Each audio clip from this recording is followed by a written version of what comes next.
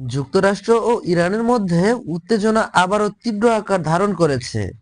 মার্কিন president Donald Trump হুঁশিয়ারি দিয়ে বলেছেন, প্রয়োজনে এক রাতেই ইরানকে ধ্বংস করা সম্ভব এবং মঙ্গলবারই হতে পারে সেই রাত।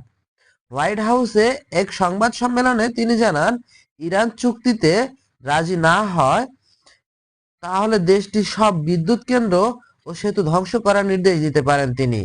এমনকি মাত্র 4 ঘন্টার মধ্যেই এসব স্থাপনা গুঁড়িয়ে দেওয়া সম্ভব বলেও দাবি করেন ট্রাম্প। তিনি আরও বলেন, পূর্বাঞ্চলীয় সময় অনুযায়ী মঙ্গলবার রাত 8টা পর্যন্ত ইরানকে সময় দেওয়া হয়েছে। এরপর আর কোনো বিদ্যুৎ কেন্দ্র বা সেতু অক্ষত থাকবে না। অন্যদিকে ওইসব মন্তব্যকে ভিত্তিহীন বলে প্রত্যাখ্যান করেছেন ইরান। তেহরানের দাবি, নিজেদের সামরিক ব্যর্থতা আড়াল করতে বিভ্রান্তকর ও অসভ্য মন্তব্য করেছেন ট্রাম্প।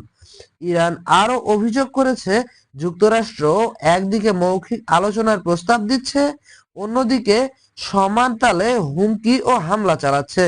ফলে কূটনৈতিক আলোচনার ক্ষেত্রে তাদের বিশ্বাসযোগ্যতা প্রশ্নবিদ্ধ হয়ে পড়েছে। তেহরানের স্থানীয় সময় অনুযায়ী বুধবার ভোর 3:30টায় শেষ হবে যুক্তরাষ্ট্রের বেঁধে দেওয়া সময়সীমা। এখন দেখার বিষয়, শেষ পর্যন্ত